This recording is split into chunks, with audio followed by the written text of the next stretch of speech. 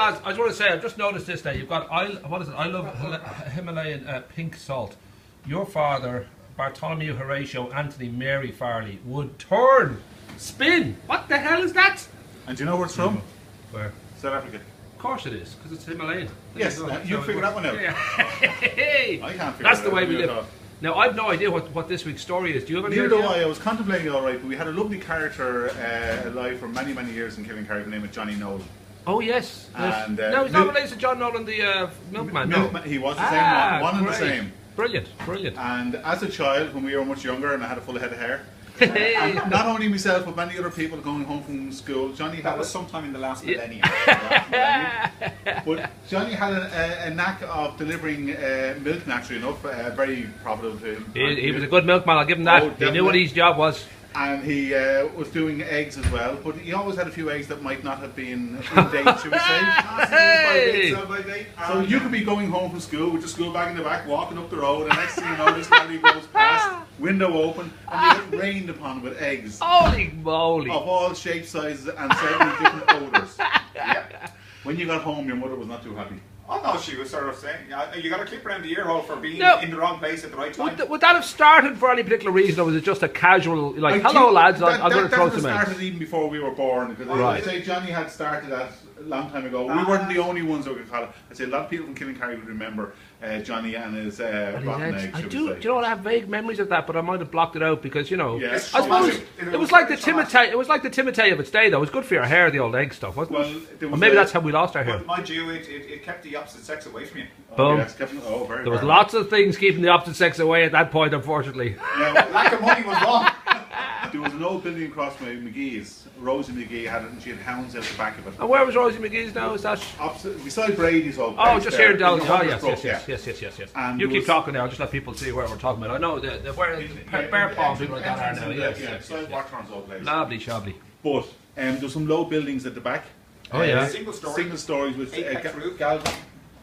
Were they? No, galvanized roof. Okay. Maybe the odd chimney pot coming up out of them, all right.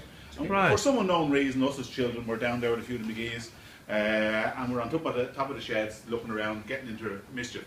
And next thing, Johnny walked down into the back of the Horse and Hound doing his delivery. Nice. With his crate. With a few empties in his place, as you do with a milkman delivering. But for some unknown reason, somebody decided that it'd be good fun to throw a couple of small pebbles, very small pebbles. Very small pebbles. Persons or persons unknown. Unknown, anyway. And these things were thrown at Johnny, and they didn't quite get near him at all, really. But must have annoyed him anyway, because next thing you know, an empty milk bottle came back our way. Holy moly! So there was about 6 of us trying to cower behind one little chimney pot. Hey! And the pots we were just kind of holding our own in there, and the glass was smashing all over around. This is where the brain damage might have come from, actually, when I think about it. Yeah. Well, we kind of got worried when we really knew we got annoyed when we started to see the full milk bottles coming out. Well, you need the full fat. It's good for the kids. You've got to get full fat for the kids. In fairness, he wasn't a bad shot. We were very worried. Well, with the right aim, it could be yogurt, or depending on what way it lands and who it mixes with. At some stage, it was definitely a milkshake. Hey! Well, at some stage shortly after that, 1 or 2 scatterings from behind the chimney pot to head down and jump off this roof, injuring ourselves and causing life-altering limbs damage to ourselves, just to get away from Johnny. That's definitely where the brain damage came from. I was trying to think, well, look, where did it happen with Anthony? And it must be the bottles. I don't know, because he hit the bottle early. Yeah. The bottle hit him too early. Scattering of us anyway, Paul. Yeah. We hope we understand which one of us actually threw the first pebble, because we still didn't know who. I suppose to wrap it up, was there ever any kind of like kiss and make up? Was there any group hug with John, or was it always to the death? Was there a little bit of a battle? What happened though on Sunday morning was our elder brother, the black sheep of the father, family, his father. Nice. Oh, very good. Was awaiting here one Sunday morning for Johnny Nolan to arrive to deliver Mr. Brady. Okay. Back in the day, Dad and Mum, when they had the shop here, would have the tray of 2.5 dozen eggs. Nice. So Philip, armed with a full tray, proceeded to wait till Johnny was simply far enough from the milk float, right, to start his revenge attack. Beautiful. So that was a kind of kiss and make up. That was a kind of a kiss and make up.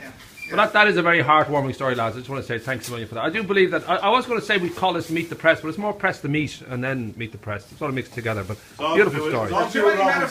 It is him. It's his fault. He's the genetic. He's the gene there. All the cunning and all the mischief just went into this one place. This is the thing, is that he's the one and only. See, that'll happen.